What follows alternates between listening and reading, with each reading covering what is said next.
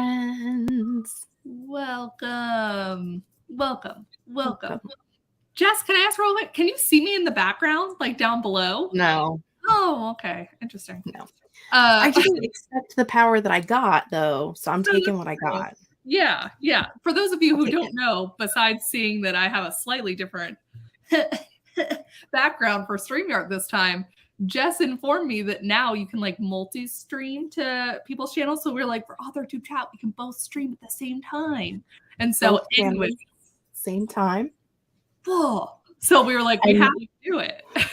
You don't have to try to remember whose channel we're on this month, which is funny because this month we'll technically have 2 episodes because we were late last month.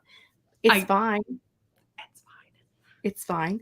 But yeah, we're gonna have 2 episodes this month, so you don't have to like figure it out. Yeah. Things we've learned in case you're curious. I can comment from here, from StreamYard. I don't have to have a separate window open to comment in the chat, which is fantastic. However, if you're watching from my stream, which Elaine is watching from my stream, Elaine's the only comment in my stream. So now it may not be beneficial for people to watch from my stream, but when we're hosting on my channel, people can watch from Kate's channel and get more interactive in the comments there. So can you click on Elaine's comment on your side and pull it up? I don't think so. I wonder.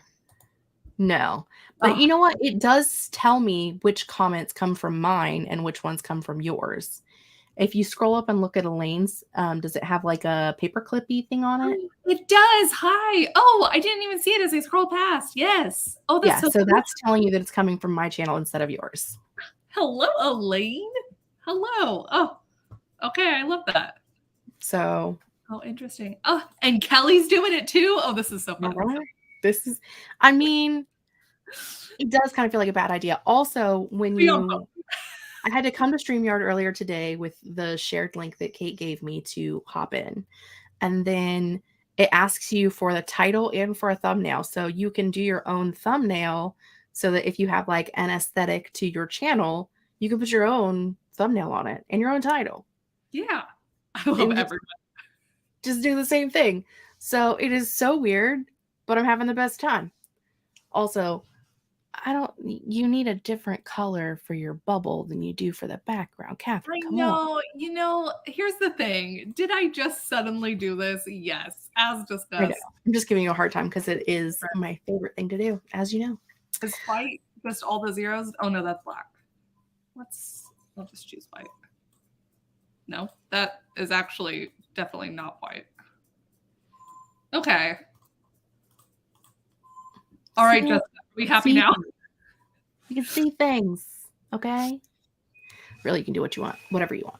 Well, Nikki, okay, yes, that should be the first question. Welcome. Wow, not even a question. Hello. That should be the first question. Welcome. Hello. Welcome. No question mark. This is AUTHORTUBE Chat, where we just do the most random introductions every time. I don't think we've ever had a normal start to these since we began. I shared the live stream earlier in the promo board. I promise this is related. In the promo board on the Troublemakers library. And I shared a GIF from The Haunting of Hill House that says, one foot in crazy and the other on a banana peel. Yes. So that feels fitting. That feels very fitting. It's from the show. It's us. You got it. You captured it all. That's a win. So for AUTHORTUBE Chat, this calendar year 2023, we are making our way through Sid Field's screenplay, The Foundations of Screenwriting. While we're doing that, eventually the goal is to write our own screenplay. That is the goal that I surprised Jessica with, even though I'm pretty sure we talked about it at the original. Probably. I blocked it out. And then, of course, while we're doing this, every month, book clubs every month now, we'll have a book and a corresponding adaptation. Fun fact, a little spoiler for next month, it's going to be a poem. It's not technically next month. It's technically this month. Technically this month, you're right. Oh, It's the last Thursday of this month. It's a poem. It's short. We went easy on you. yeah. But it's a nano month, and Yeah. we were kind. So it'll be good. So now we're to the question. 1, we'll just go with the book. Have y'all read The Haunting of Hill House? Have you seen the TV show adaptation on Netflix, The Haunting of Hill House? Let us know. You were only supposed to watch episode 1. The screenplay should be linked on my side, at least, down below. I don't know if Jessica did. I think I have the screenplay linked because I'm a horrible human, and you all will learn to like that. The screenplay should be linked so that in theory you could have read the screenplay whilst watching the first episode, which is what I did, and it was a very cool experience, I will say. Devation says yes to both. All right, I love it. Seen it on Netflix, read it too. Saw it when it came out and loved it. Haven't read the book though. Okay. That's all right. I think there was some really interesting, for those of you who have not watched it yet or have not read it. Obviously, we will be talking spoilers. This is not a spoiler-free book club. But I think there was a lot of really interesting ways that they adapted the material this time, rather than being like kind of a true adaptation. And yet at the same time, The Haunting of Hill House has an iconic opening line that I was very glad to see that they used within the show. That was cool. Okay, now other questions. First, second? Go ahead, Jess. This Yeah, I know. first. I was like, we should cover this one first. Okay, so We usually do. yes. We do work first and then fun later. Exactly. So all you were supposed to read for this, not this month, but like, last month, but now this for this chat, all you needed to read was chapter 1, what is a screenplay? And chapter 2, I didn't pull it open right, but the subject. That wasn't even the right page, dude. I know. You have like some weird dog-eared page in the middle. That's what dog ears are for, except when you mess it up, like me just then. It wasn't even close. It was still within the chapter. Okay, Jessica. It was the last page of the chapter. That is true. The subject. Okay, I got there. Are you happy? Are you happy now? Oh, Lord. Let's got to put their foot on a banana peel now. I need to ask, who read, did you read the chapters from Screenplay? Oops, I could type it. Okay, there's just yes or no. If you read some of them, just say yes. I did not type it in all the way. Did you read our required reading? It's not actually required, but it sounds good when you say it that way. Yes. We are pretending. I did. Kind of. Wait, what? Amanda, I have seen it, and the guy who plays the dad shops at my grocery store. And I see him on a the young dad. Which dad? Dad? Yeah, which dad? Young dad, old dad? Which dad? I need to know. Curious minds want to know. Kelly and Elaine are saying no. I know. These are the questions. It is mostly no's, but honestly, that's what it usually is. The plus side is that you have Jessica and I to summarize for you that which we thought was interesting or helped us in some way. It's the same character, but in a different, later on in a timeline. They had it is the same dad, like the same dude as far as the character, but the actors are different people. Yeah. And that is the same for all of the characters. They have a young version and an older version in the TV show. So. Oh, look, Zara read Sid Field, but didn't ground The Haunting of Hill House. Perfect. Technically, we're talking about the Sid Field first. We just are... Yeah. We're meandering. Have you met us? I mean... Yeah. Merlin screaming outside my door. BRB. Talk about something while I'm gone. Breeze here. Elaine, I just bought a copy. Saw read in 3 days. Oh, love her like gone away little symbol. I need to get one that's better than just my face. Okay. We got people here. Let us say hello as well. Also, yeah, this is 15% of y'all have read Screenplay. We're going with that. That's okay, because again, Jess and I would say just we have slightly different opinions on this book so far, though we both Really? I think slightly different. I think you're more negative about it. I'm finding some more useful things that I'm gleaning from it. But Sure.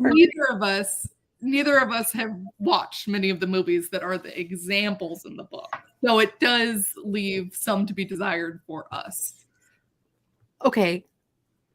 In my own defense, because Becca's going to come for me, in my own defense, which will also make some people come for me, like the first 4 pages of chapter 1, which is the beginning of the book. I don't know if you guys know this or not, but chapter 1 is where things begin. Was all about F. Scott Fitzgerald, who I loathe. And I like listening to someone talk about how he's like the greatest writer of all time in American history, whatever it was, the best American novelist of forever, makes me want to vomit. So like, no, wow. I didn't have a great time. Did it make you feel better that he was basically like, I mean, F. Scott Fitzgerald died without thinking he was that good? Like, did that help at all? No, not at all. What's your, I don't know anything about this hatred of F. Scott Fitzgerald. I don't know. I don't like it when people think that people who are awful are good. I don't know. Like his writing is an atrocity. Oh, I don't know, but let me rephrase. I don't know a lot about F. Scott Fitzgerald.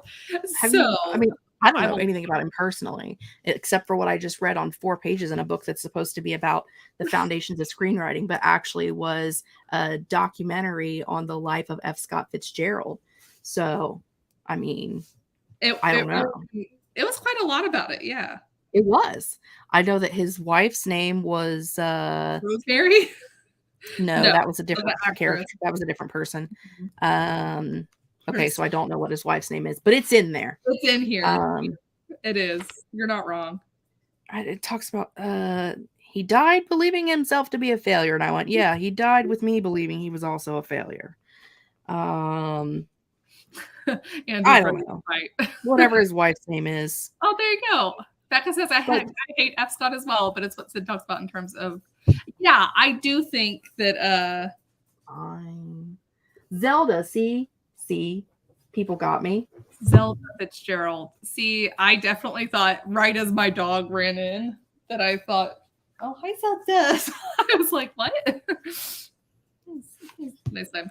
Yeah, I did like how he actually does a pretty good job, I think, in the first few pages, minus F. Scott Fitzgerald nonsense, explaining that how something looks on a page can be really important, just for like quick screening process to be like, does this screenwriter know what they're doing or not? I thought that was fascinating because, I mean, you know, if I picked up a book in a bookstore and it was just an entire block, like one long paragraph, I would have some pause, but like predominantly that's not something we really care about is like white space. So that was fascinating to me.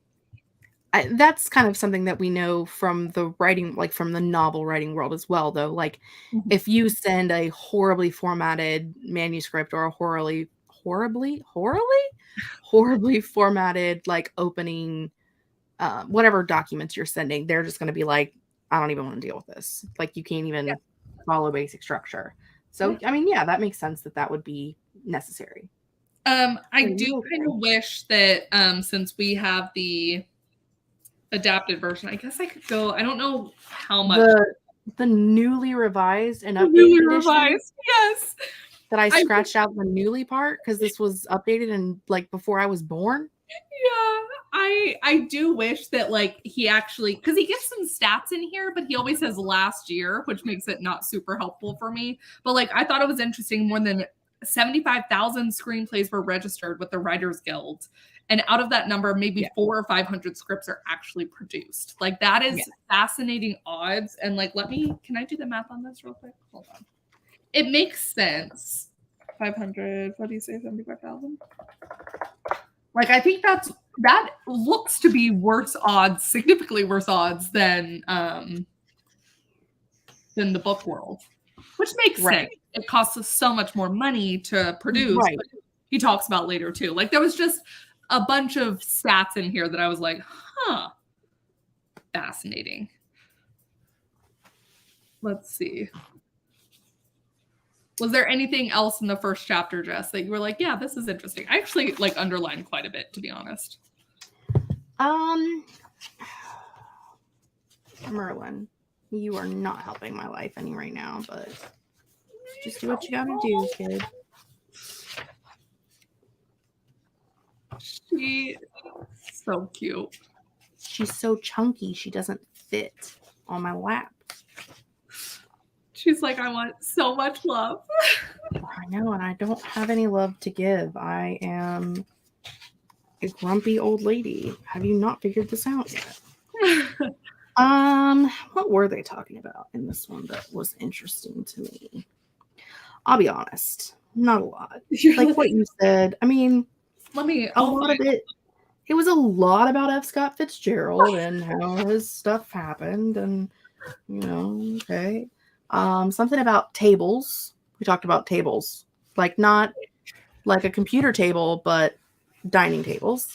It's interesting how this book does like try to define things as if you have never heard of like a story before at all. Like on the one hand, I guess I'm glad because this could genuinely be someone's first introduction to writing or thinking about this in like a creative way at all and making something, in which case then I'm sure those examples probably helped. But some of them where he's like, what did he even call the table? Why did he have the table example? It was something wild where he's like, let me he was talking about the paradigm of dramatic structure. Yes. As a model, example, or conceptual scheme, basically the paradigm of the paradigm of dramatic structure doesn't change no matter what kind of story you're telling. It stays the same. A table is a table, whether it's metal or glass or steel, which is metal, or wood or plastic or made out of cat. It's the same thing. Yeah. It's still a table. If it's tall or short, it's still a table. It kind of felt like we could have really gotten into some Dr. Seuss territory with it.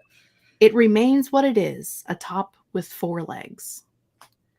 Yes. I mean, if that's what a table is, Merlin is a table. She's got a top with 4 legs. On page 22, one of the things I thought was interesting, another stat, he talks about why most movies are around 2 hours and 8 minutes. He says, at this writing, which again, I wish there was a date, it costs approximately $10,000 to $12,000 per minute, and it's getting higher. I do kind of wish, he talks about shorter movies being preferred in some ways, because that way you have more movies. You can screen the movie more times in a theater, thus making more money. But in our world of streaming, I would like be so interested in an actually newly revised and updated version of this that includes the streaming world. Because when I was with Becca at Comic-Con, and there were several of them who were with streaming networks talking about just how much more freedom they have, that they don't have to like fit it within commercial time slots and stuff, and it just changes the writing and how you can linger on emotions longer. Like it was just really fascinating. So I'd love to see how screenplays have changed since. This was updated in 2005. Yeah, so FYI was not before I was born. It was actually when I graduated high school, but I like to be a bit dramatic. We need a 2023 one. Right. Is he even still alive? I actually don't know. Can he update this himself? But also, okay, Jess, this was written, I think, originally in 1984, which was prior to my birth. So, options. He really goes into like what Act 1 is all about. Act 1, which is very similar to writing a novel. Act 1 is set up, then there's confrontation, and then there's resolution. And he says if you have to like really like the first 10 minutes of a movie, or you're never gonna finish watching it. Like the number of people who will like get up 10 minutes into a movie and leave, and I'm like, I have never. I thought Okay. I think he did say that you kind of make up your mind about it, though. Like, that's, and Yeah, I probably. think he's I wrong. don't know. I think it's helpful to try and fit it in. He says you got to fit in like the character, what they want, and like kind of what they're up against, right? In the first 10 minutes, like really tell people what this movie is going to be. This is my problem with this kind of advice. And obviously, for those of you who are watching, I am not published. I have nothing. I have no knowledge. I have no education. So this is purely my opinion. But I feel like when people like this, who are professionals and who are supposed experts in this field, whether it's with screenwriting or with querying novels, they tell us that like you really have to focus on your first chapter or your first 10 minutes, or like you want to make sure that what you're sending to agents is like the most polished thing ever. And like people will send these things and that's like the only thing they ever work. Like they'll spend just as much time perfecting the first chapter as they do the entire rest of the book. And while I agree that yes, you should spend more time on that, I think that the professionals shouldn't tell people to focus on it so heavily. Because sure, they can write one great chapter, but can they write one great book? I don't know. I see what you're saying. I think it's one of those that I've definitely read books where it was obvious that like the first 10% of it was incredible and then it was kind of just like a downhill slide from there, where it's like you had a cool premise and then you just like did not actually know how to deliver on it. Well, because I am a book DNFer for life. Like I get rid of books like crazy, but most people are not like that. Most people, once they start a book, they will finish it. So as long as they enjoy that first little bit, that's all that matters. Because they're like, it doesn't matter if they like the rest of it or not. They've already bought it and they'll finish reading it. See, I'm also a DNFer, but now I need to know, much like Becca's comment and Sid Field, do you know within the first 10 minutes pages? Ooh. Okay. Ask your community. For the most part, I have a vibe and I'm like, am I interested in this? And it's usually like yes or no. Also, sometimes it's like how the storytelling is done. Is this the topic I'm interested in? The subject I'm interested in? Ooh, chapter 2. Or is it like a vibe? Like I would love this story if it was told in a different way. I used to be a reader for an agent, and they literally tell you if you aren't hooked within the first 10 pages to move on. So maybe Sid is coming from a reader. And I think when we read his introduction last month, he does talk about reading a bunch of screenplays and being a reader for a while too. So that might be it as well. Right.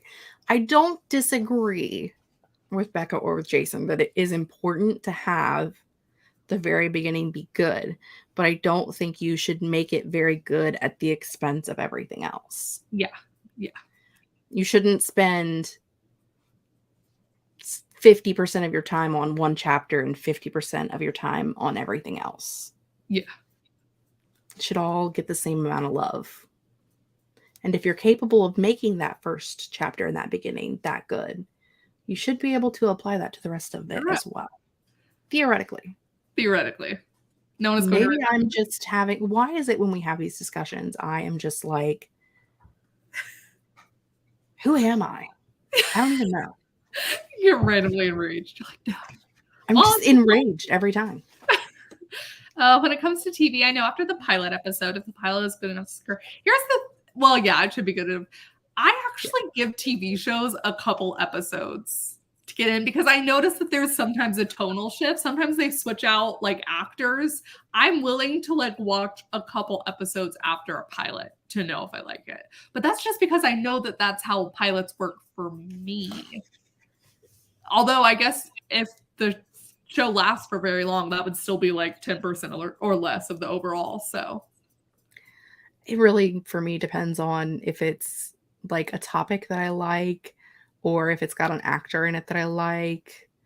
or how bored I am. Like there's a lot of variables. Also, Wallace is here to help you with your point. First off, which book are we talking about? Because we're talking about the one that I read. I love that book. It's one of my favorite books of all time. So Concur. you did your job. Second off, I mean, maybe your writing habits need to be roasted.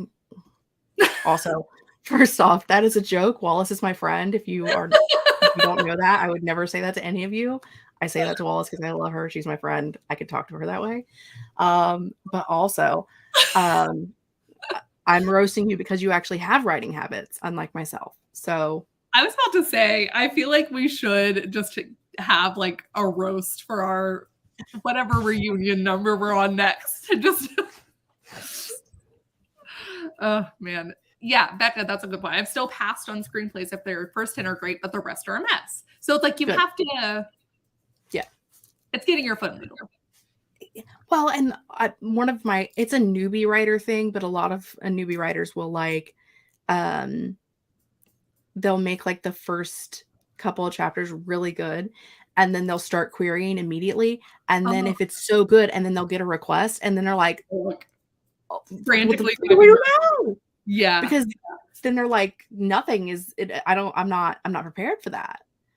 But I do find that that's why agents and everyone else try to push back against that. They're like, no, finish all of your story before you submit it to us. Like that's yeah.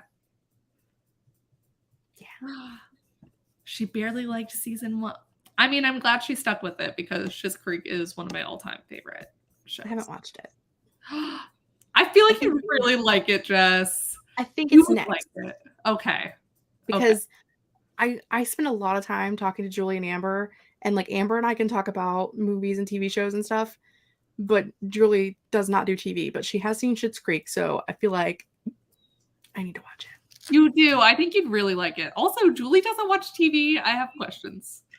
Does she not? No, she's too busy writing books and doing jobs, and that girl she's a workaholic. There's no time for her to watch TV.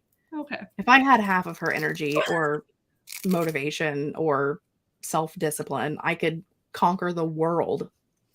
Here's the thing. Instead, you'll watch Schitt's Creek and you will be very happy for it. So I'm trying to see before we move on to chapter 2 of the subject if there was anything else in particular that he talks a lot about plot points, which are literally, if you've read Save the Cat, the same as like a turning point, which just moves you from one act to another. Some of these are just like really obvious things, but I think he made a really good point, despite the F. Scott Fitzgeraldness of it, that basically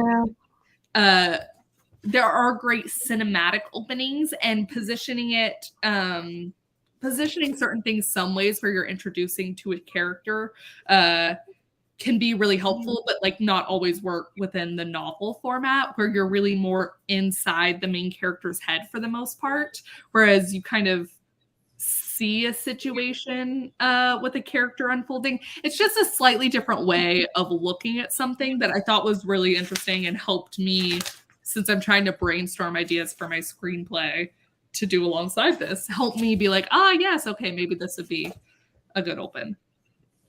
I love that this book is so old that it literally says, you should read as many screenplays as possible in order to expand your awareness of the form and structure.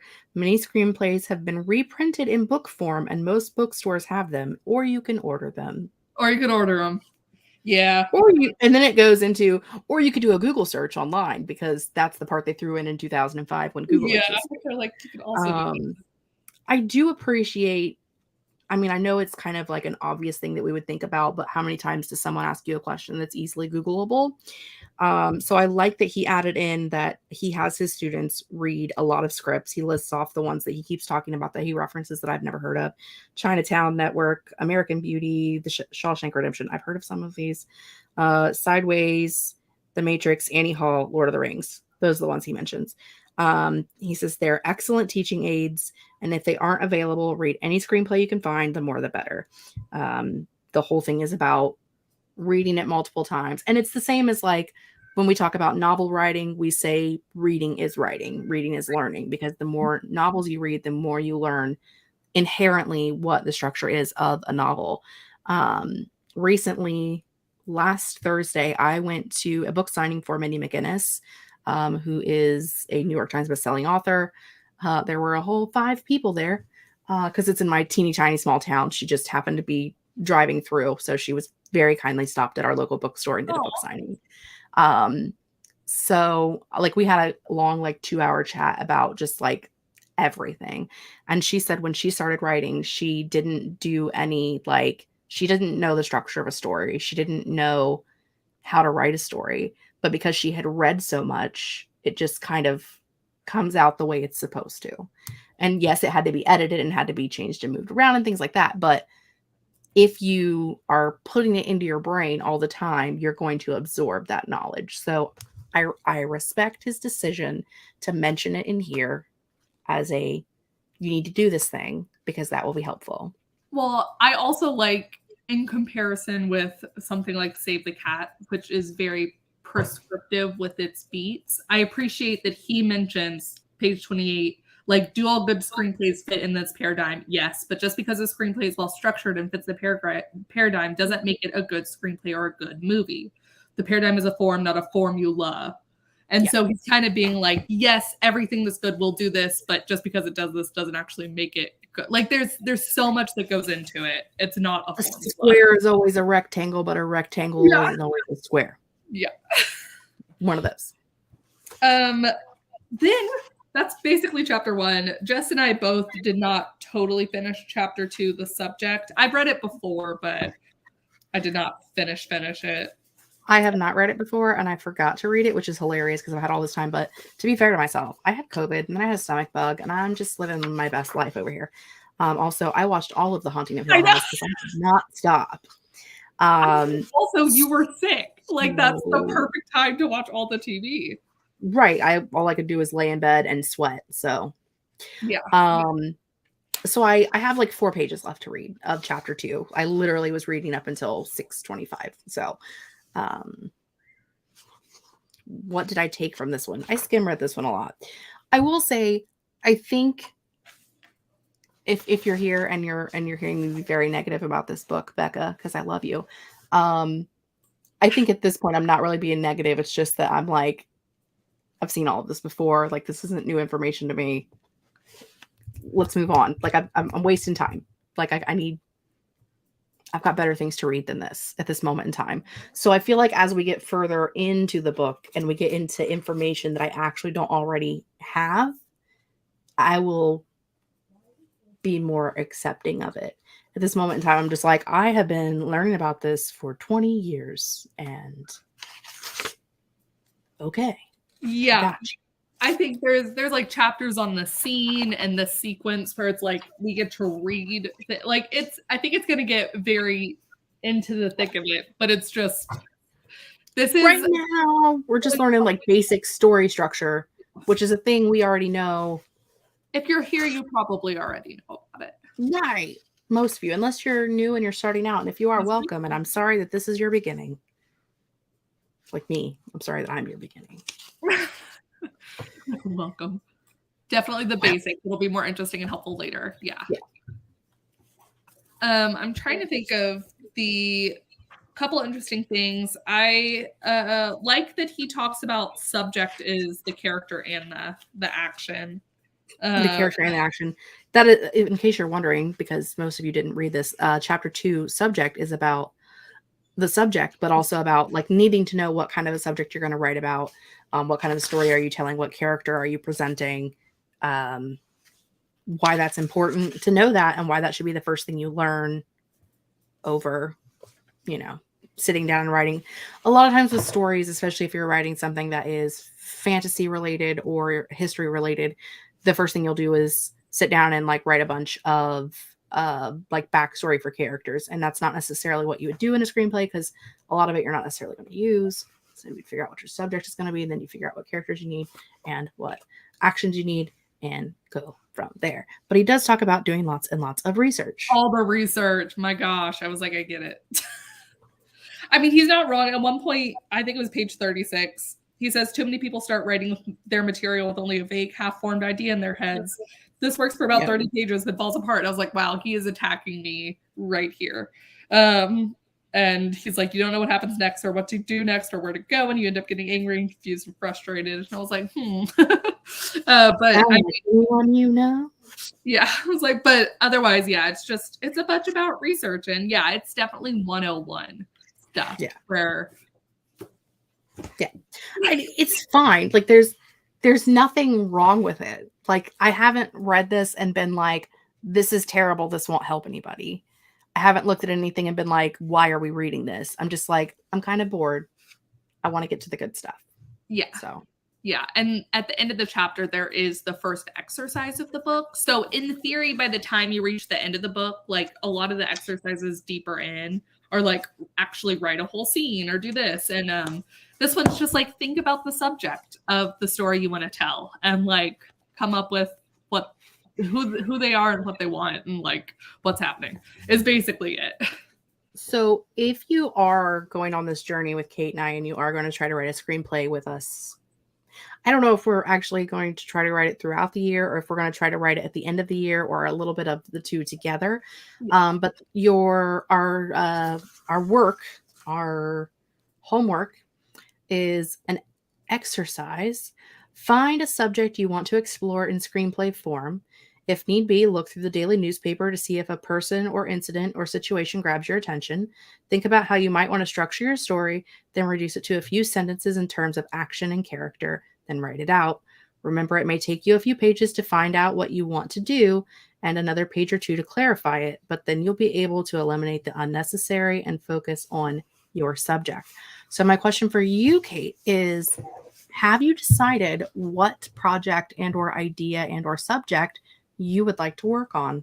So at first, I've had a couple of ideas where I was like, oh, this would be cool. But honestly, a lot of them sound too hard for my first one. So I actually did have an idea for it wouldn't even be like a movie screenplay. It would be like a pilot episode of something, like a 30-minute sort of comedy. So yes, I do have an idea. I think it would be the perfect one to work on because it'll be like pretty easy, I think, so that I can learn. So yeah, I have an idea. Do you have an idea, Joyce? I have an idea that I would never be able to use for anything, so it's not like it matters, but I really want to explore a sequel to a movie that already exists and that has magic, and make it gender bent, so change the gender of the characters and change the consequences of the magic based off of it being a different gender.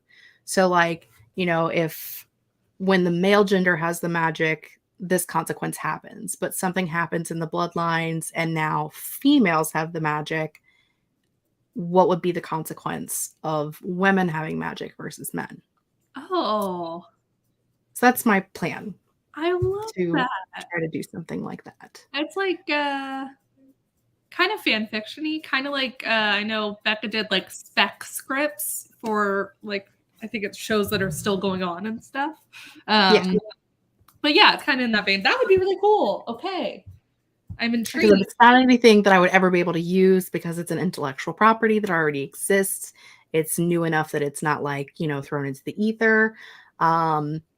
Grape, I will absolutely let you know the specifics of this idea. It's fine. I will. I will let the entire Discord server know. But, you know, I think that's a great idea, Wallace. I know. No hate to Anne Hathaway. Yeah. First off, I actually love that movie. However, I haven't watched it in 15 years, and also I had never read the book. So if I had read the book, I would feel differently. I mean, I'm just saying this could be a good idea for us to do. One of these months we could do. It would be a good one for one of these months. Write it down. Yeah. Like how I tell you to write it down, like I'm not the one who keeps track of things. I was like, I'll go to write your it down. notion. All right. To answer your question, Danielle, it's not kind of stealing because it's like fan fiction. Basically, it's not anything I'm ever going to try to sell. It's not anything I'm ever going to try to use for anything. It's just to help me get experience with writing things. It really is all it is. So it's totally valid and fair thing for people to do. Yeah. Hey, look at that. That's actually a trend right now for specs. A lot of agents and managers want mashups or new spins on existing movies just so they can see how you can write existing voices. Look at that. You are on trend without even knowing it. That's the best way. I'm so cool. Look at me. Okay. I think now is the perfect time to pivot to taking what we learned from Sid Field and talking about The Haunting of Hill House. So how many people actually got a chance to read? I also did add it to your Notion, by the way. Our shared AUTHORTUBE chat Notion. I haven't even looked at it for a little bit because I got really overwhelmed with Notion and got very angry that I can't make it do the things that I want it to do. And so I kind of walked away from it, but it exists and that's all that matters.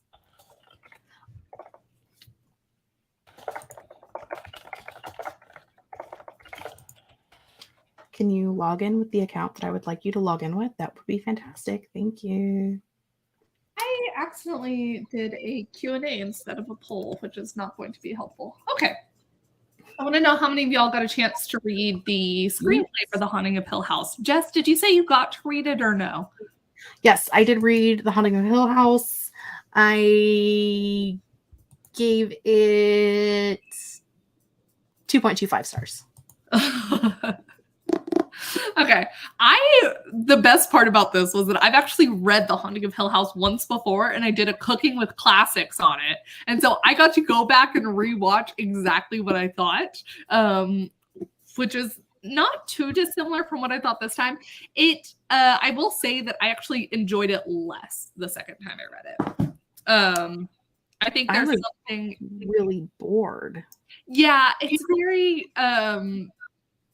it's such a different writing style than I'm used to. And so I think the mystery and the newness helped me read through it the first time, and the intrigue about what's going to happen. But like actually knowing all of that now made it hard for me to get through.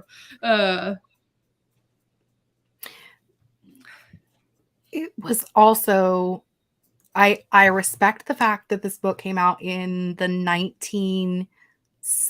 It was late 1950s, early 1960s. I don't have a copy, so I can't tell you. I respect the fact that it is kind of the beginning of the haunted house genre. That's where the beginning came from. I was trying to get genre there. So I respect the fact that it kind of like, it launched the ship. And so because I have so many haunted house authors that I love now, especially Darcy Coates, she is my favorite. She can do no wrong. I've read like 5 or 6 of her books, and they're all haunted house, but very different. Like backstories, the way things are happening, like all of that is so different. But I know that, like, as they say, Shirley Jackson had to walk so that Darcy Coates could run, one of those. Yeah. So I respect the fact that it was novel for its time, and also that I can see why it is a classic. But as someone who reads haunted house stories now, it was kind of boring for me. Is Darcy Coates, is hers gothic horror? Because I find the gothic inspired genre as a whole is like not really my cup of tea usually. Just the writing style that is often. I don't know if you would I don't know what people consider gothic horror. I literally Googled it the other day and I can't remember off the top of my head either. So there's like all kinds of gothic romance. There's a bunch. Yeah, I don't know what a gothic horror is considered. I don't love horror stories in general, but I really love haunted house stories. I don't know why. The haunted house stories really get it for me. So, What did you think, other than just you didn't enjoy it as much this time as you did the last time? Tell me how you really feel. Let me not be the only mean one here. No, I mean that's a valid. It's just because I don't use a star system. I'll tell you, I didn't finish it this time because I went and watched the video instead. I was like, ah, yes, this is what I thought. I still enjoyed the like back and forth between the characters. I still think the iconic opening line is indeed iconic. What is the opening line? Huh? What is the opening line? Tell us. No live organism can continue for long to exist sanely under conditions of absolute reality. Even larks and katydids are supposed by some to dream. Hill House, not sane, stood by itself against its hills. Blah, blah, blah, blah. It's like a whole paragraph, but it is perfect. Yeah, that absolutely. Mike Flanagan did a phenomenal job of his adaptation. Here's the thing. It's such a different, like, the characters are all different. The actual, as we're talking about, like, story and subject, other than let me say, I've only watched the pilot episode, but it is so different. It's an entirely different family. Like, it's new characters. Actually, I love that it is, like, a whole family. Yeah. The backstory is different. Backstory's so different. Yeah. So this is a thing though, like one of my favorite, which is funny because I've never read a Stephen King book, but one of my favorite miniseries is Rose Red, which was written by Stephen King. They even like had someone write a novel called The Diary of Ellen Rimbauer, which then also got turned into a movie as like promotion for the miniseries Rose Red. And Rose Red is really just like, a doctor and a group of people who are sensitives or psychics go to this haunted house and a bunch of crazy shit happens. And that is essentially the plot of The Haunting of Hill House. So like as the book was opening and we were getting this, I was like, oh my God, I love this. Like this is my thing. This is one of my favorite things. Darcy Coates has a book like that I read earlier this year or maybe late last year. I don't even remember. Who knows when I read books? I've read so many. I don't know.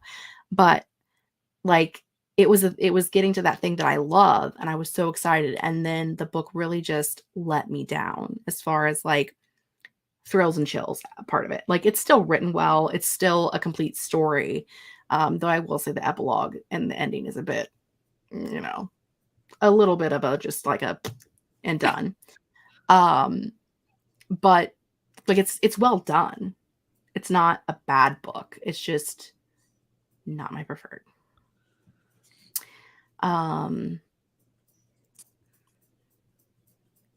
Yeah, what do you think of the first episode that you watched? Okay. Other than just like how do you think they did? I guess we should explain more for people who haven't seen it. Yeah. Like the book is like I explained, a doctor gets some sensitives, takes them to a house along with someone who's from the family. The house is supposedly haunted. There's a caretaker and his wife who will not stay after dark. And you learn that a husband built the house for his wife and 2 children. And then his wife died. And then he remarried. And then him and his new wife hardly ever stayed there. And basically his daughters were left there alone with like a governess. And so like the haunting starts and they're trying to figure out what's actually happening. And if it's just like the way the house is built that makes people crazy or whatever have you. In the TV series, you start out with a young family, a husband and wife and their 5 children who are like aged, would you say like 8 to 13? Yeah, maybe a little bit younger. For the youngest, but yeah, they're not old. Around in there. They're not super young. They were 6. They were 6 when it happened. I remember that now that we talked about it later on. So like 6 to 13-ish. 5 kids in that age bracket. And they're moving into the house and they're remodeling it in like, because now is the flipping craze. So they're moving into this house to flip it and weird things start happening. But you also are seeing them as adults after the events of what happened in the house when they were kids.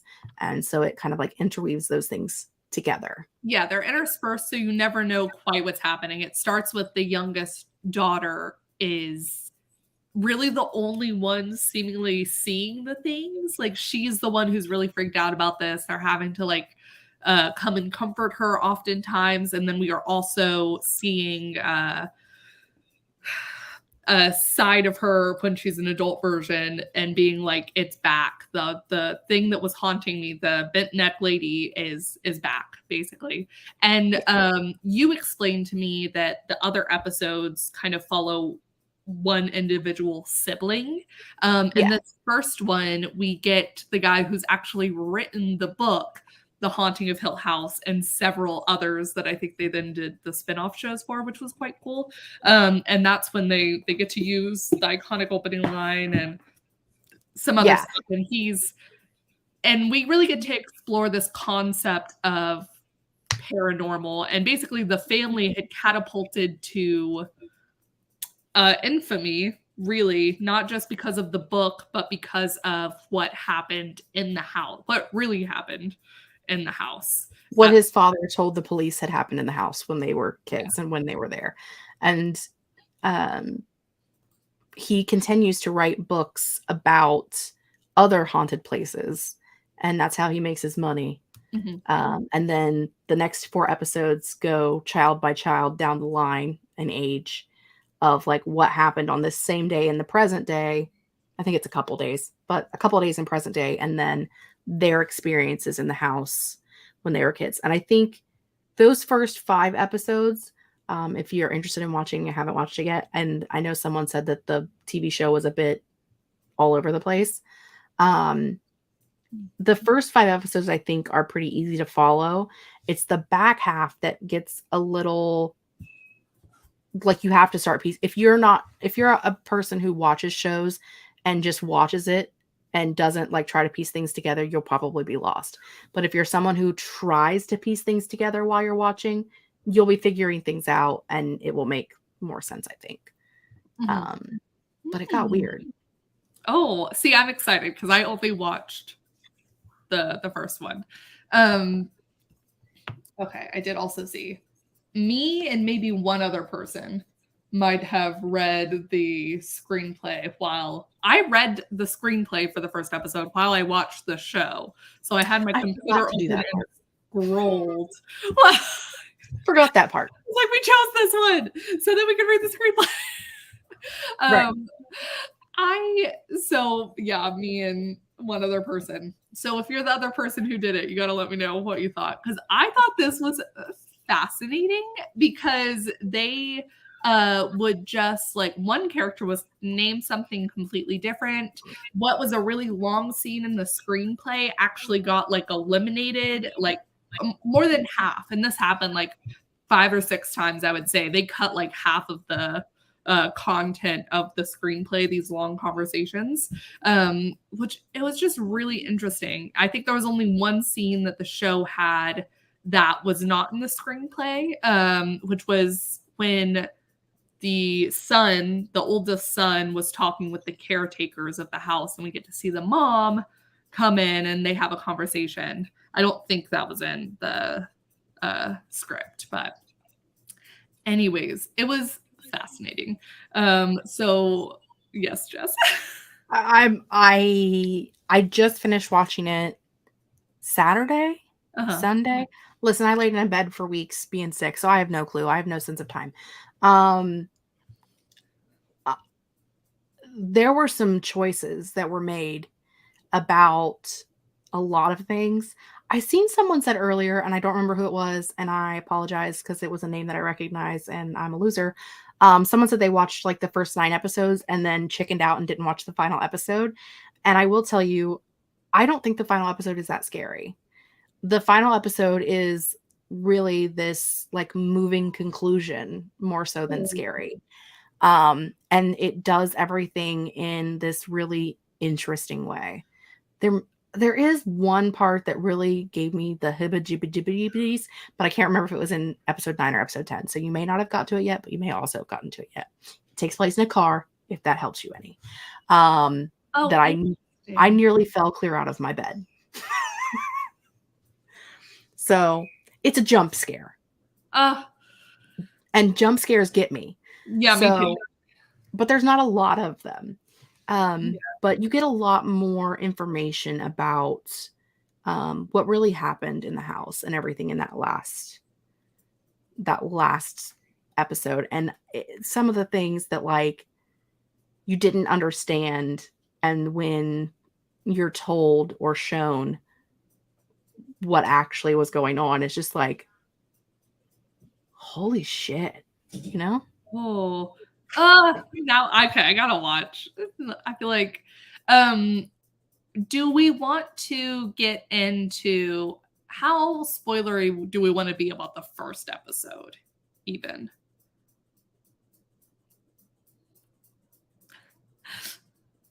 It's TBD.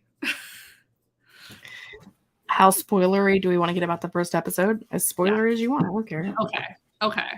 I mean, again, I don't know for sure what you see in the first episode and what you see in the whole thing, but I'm gonna try my best. That's one of the great things, or I would say that's actually the worst thing about binge watching, which I love and will enthusiastically do at any given opportunity. Normally, is just binge watch the whole thing. But the only problem is I cannot tell you what individual episodes are. I'm like, it's a whole story. Okay, all spoilers ahead. Also, I guess trigger warnings. I feel like you don't. I mean, you do kind of have to put them on spooky stuff, but like, it's going to deal with all the supernatural. It's going to deal with suicide. I think that's all the trigger warnings you need, if I'm remembering correctly. Just death in general. If you do go through to watch the whole thing, you do need to know that there is also pregnancy loss, stillbirth, deaths of children. So okay, I figured that had to happen because in the first episode, one of the sisters is in one of the like halfway flashbacks when she's confronting her older brother about the book he writes about the family and the house. She's pregnant, but then in all the scenes we saw that was a little bit more forward in the thing, there was no child. So I was like, You're incorrect about that. Oh, there is a child. There is. Wow. There's lots of children. Just not there. Oh, just not there. Okay. Just there is that one exists. That one exists. Oh, okay. That one exists. Okay. But there are other places where they don't. Okay. Interesting. Especially the last episode, man. It got me. That last episode got me. Christian talked about the bent neck lady, and it's one of the scariest things they've ever seen. I'm here to tell you that the bent neck lady storyline is one of the scariest things I've ever seen.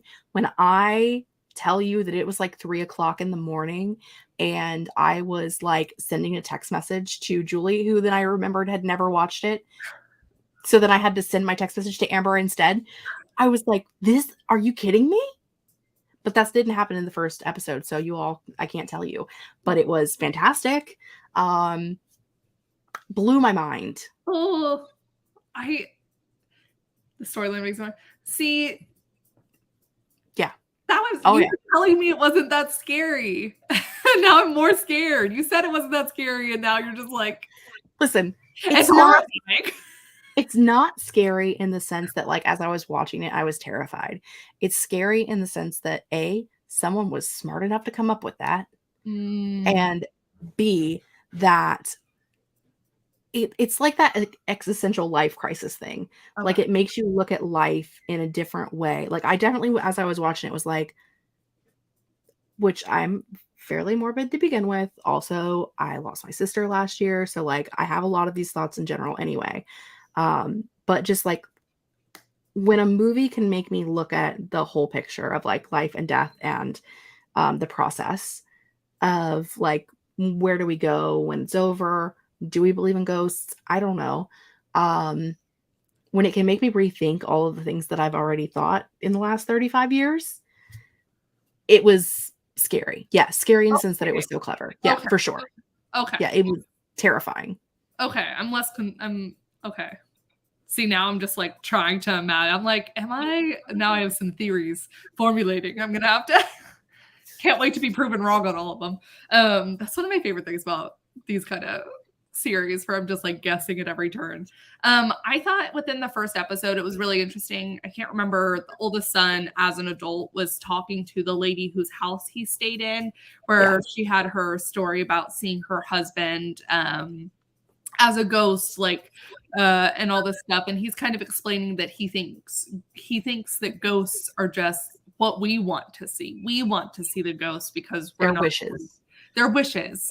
But then at the end of the episode, when we get to see, he sees a ghost before he even for sure knows that they're a ghost. That they're a ghost was really interesting, and I was like, "Oh shit!" I thought that was so clever. That was really good.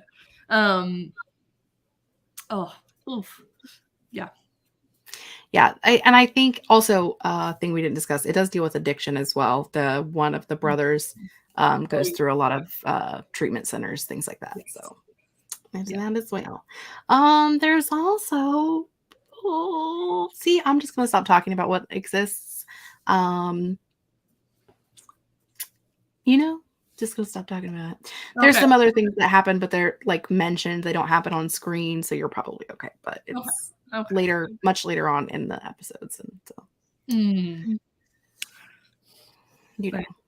intrigued. Yeah.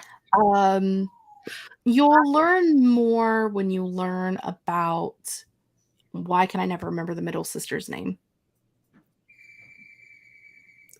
It has left me. She, by the way, y'all, Jess did forget the middle sister's name literally before we went live when she was telling me about this too. I don't remember. I did. I got everybody. No, Shirley is the oldest sister. Theo? That people are saying? Theo. It is Theo. Yeah. There you go. Good Lord. Which is hilarious because that's the name that's actually from the book.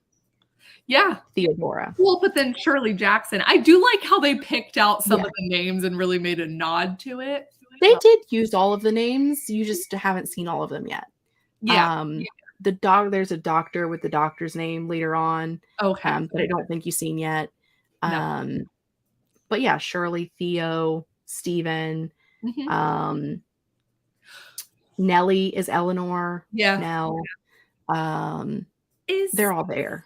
Is now a time to say, when you think of adaptation, in some ways, I do think this has the heart of Spooky House, but like literally all the rest of it seems to be changed. I say, not having finished it. So you can speak to this more.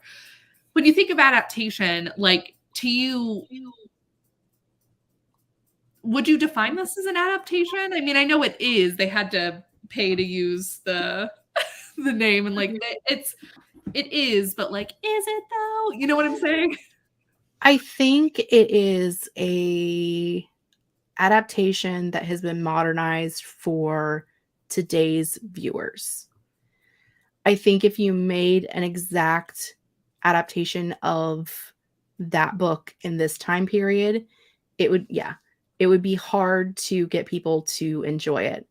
However, I think that the haunting part is very similar. All of the things that they talk about happening in the book, like the knocking on the walls and babies crying, different people like rattling doorknobs, getting paint on clothing, like all of that kind of stuff. The whose hand was I holding? Yeah. All of that exists in the TV show. Okay. So when you look at like the hauntings that they describe in the book, they definitely happen in the TV show. It just took it to another level and added on to it. Because again, as I said, I can see how in 1958, 1959, whenever it was made, I can see how it was scary and it was new and it was innovative. But in modern society, I don't think people would enjoy it the way that they are enjoying The Haunting of Hill House currently. Yeah.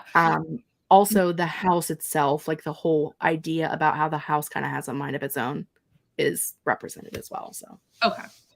Yeah, that's really interesting because I guess when I think about stories, what usually sticks with me, and I guess again, it's kind of like you mentioned, we have so many different versions of haunted houses nowadays that it's hard to like harken back. Like I always say, like, this is my controversial opinion, is that I don't like the Beatles that much, but I can respect what they've done for music and how they just, everyone has an influence and kind of thing, you know? So it's the same kind of idea, is that all the haunted houses have really, you know, been inspired from that. But for me, story is so often character, and for this story, it feels like the characters, like the family drama, in a lot of ways is the big aspect of this, plus a haunted house. So anyways, yeah, it just feels, reimagining feels right. You might change your mind as you continue to read. I might. Which would or be continue to watch because you've already read it. I should say, yeah, from the pilot episode, you don't see that many similarities. If I had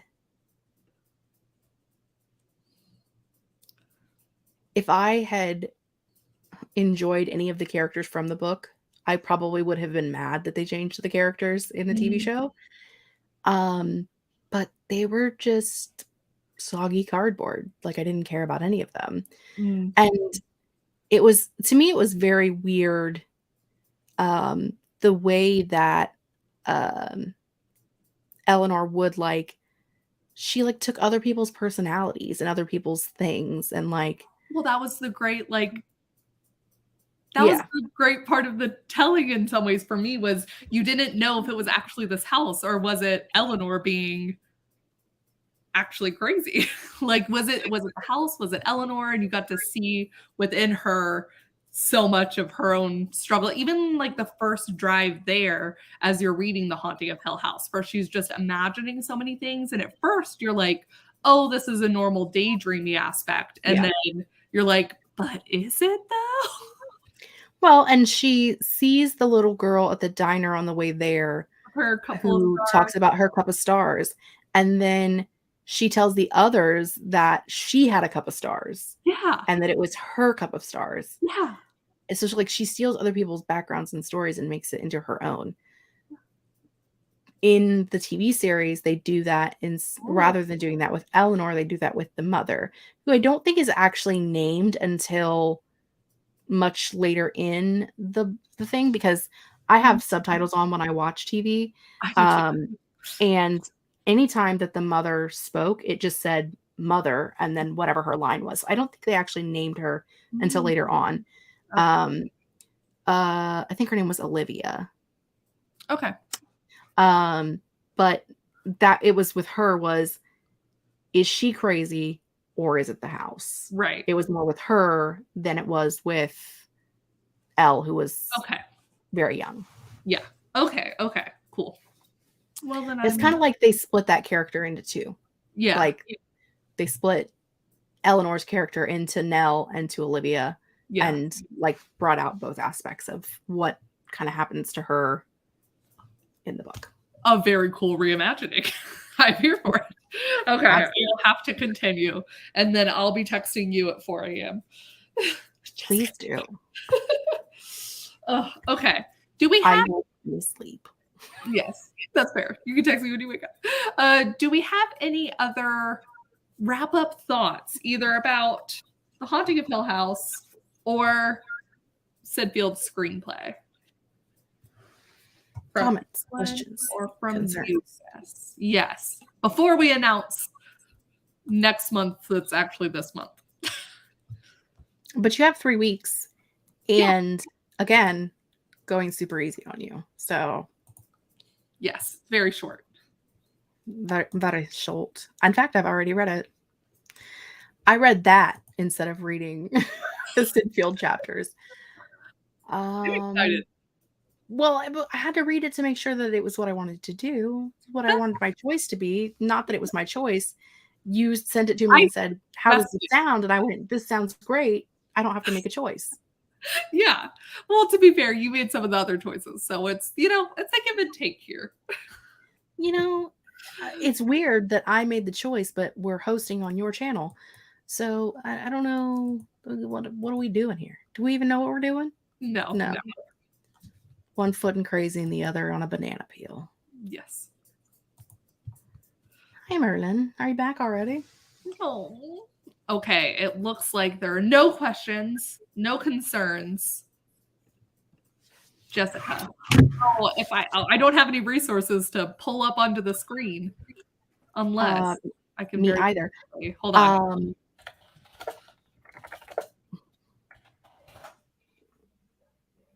Okay. Excuse you.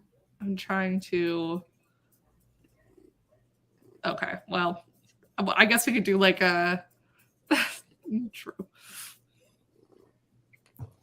Oh, great. So skipping the pilot, I find the character header so interesting. Everyone is young Stephen, young Nell, but the mom is just Mary. Oh. Ooh. I wouldn't have caught it either. No, I did not, and I read it.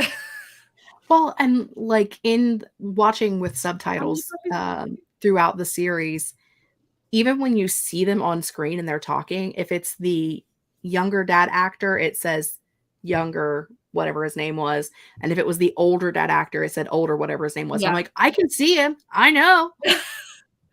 I will say, though, that it really like Game of Thrones me in the first couple scenes where that show is so dark. And I know it is because it's a haunted house, but I'm watching midday with the sun coming in and I could not see anything. I was like, well, oh well, it's fine. I got used to it and the sun went down, so it was okay. Shall I share my screen for the dramatic reveal? Do I? Sure. Where do I have? Do you know how? Yeah, I mean, kind of. Do you want a drum roll before I? Woo! Ba-ba! So I only pulled up the movie because I figured that would be easier to recognize. Right. So technically, we're reading The Ballad of Mulan, which is the original Chinese song that inspired, very loosely, the Disney movie Mulan from 1998. Yes. Linked down below for sure on my channel, and I also believe on Kate's channel as well. You will find the AuthorTube chat page on my website, where I have linked the. I didn't do it. I have no control. No, I did it. My bad. I linked the one that you sent me. I read through, I think, 4 different ones. Oh, okay. Of because there's different. Because I mean, it's translated. Yeah. So I read through about 3 or 4 different ones, and if you do look up just like translation of the Ballad of Mulan. You can read through all of them, but this is the one that I have that Kate originally sent me is the one that's linked on the AuthorTube chat website that is there. The movie we'll be watching will be the 1998 version, which I understand is not nearly as accurate to what the original tale of the Ballad of Mulan would have been. However, if it doesn't have Li Shang, I don't care. So therefore, I have no interest in what I mean. I think I've seen part of the Mulan movie, but I don't think I've ever watched the whole thing. And if I did, I watched it when I was at my friend's house and was probably playing with her baby instead of watching the movie. So, I've not seen it, and because I have Disney Plus, I might decide to see it. But like, I might watch both. If you want to do extra homework, you can watch both. You can do both, but well, you know, and we might talk about it. Who knows? Okay, no las dos. You know. But here's the thing, Mulan is one of my favorite Disney movies of all time. For sure. Some of the best songs. Like I'll Make a Man Out of You. So good. So good. So I cannot wait. This was yes, Jess. Go ahead. No, I'm just like the Ballad of Mulan. It's very short. It's like 14 lines. It's more than that, but it's not much more than that. Yeah. I have not read it yet, so I will save it for a whole 2 weeks from now. I looked for a screenplay of the 1998 version. I have been unlucky so far, but I just started looking today. But I did find a script version. I did put that in on the website. There's links on there. But I mean, it was an option. It was I found a Wikipedia page that was like, here are poem to movie adaptations, and it was like fascinating because we wanted something short. And when I saw Mulan on there, which just what do you want to do? Like, you know, for camp, like you have a relaxing evening. Do you want to watch like some Edgar Allan Poe adaptation? No, you want to watch Mulan and sing along. Yeah. I'll make a man out of you. Okay.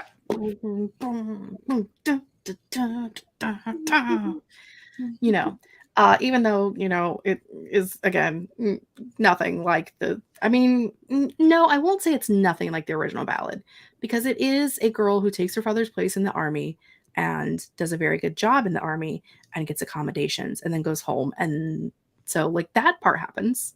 All of that's the same. Debatably closer than Hill House. The characters are the same. You know, you're not wrong. So, you're not wrong. Yes. All right. I think that's going to be it. Thank you guys so much for joining us. Oh, yeah. We also have to read chapters 3 and 4 of Sid Field. Don't forget that. Which are the creation of character and building a character. Don't forget your other homework, like I do every time, and then have to read it on the day of the live stream. That's probably why I'm always so angry about it, like viscerally angry, because I've like just read it. If I read it early, maybe I won't be so grumpy next time. I'm excited to do some of we're talking about dialogue as a function of character. I'm quickly skimming. So I think this will be more fun. And I might even, Thelma and Louise is a good example that is listed here. I've never seen it, but I at least like know of it. Yeah. I know the references. Yeah. The important part. I know the gifts that are used. All right. Thank you guys so much for joining us. We will be on both of our channels next time, so you can come hang out either way. Heck yes. All right. Goodbye.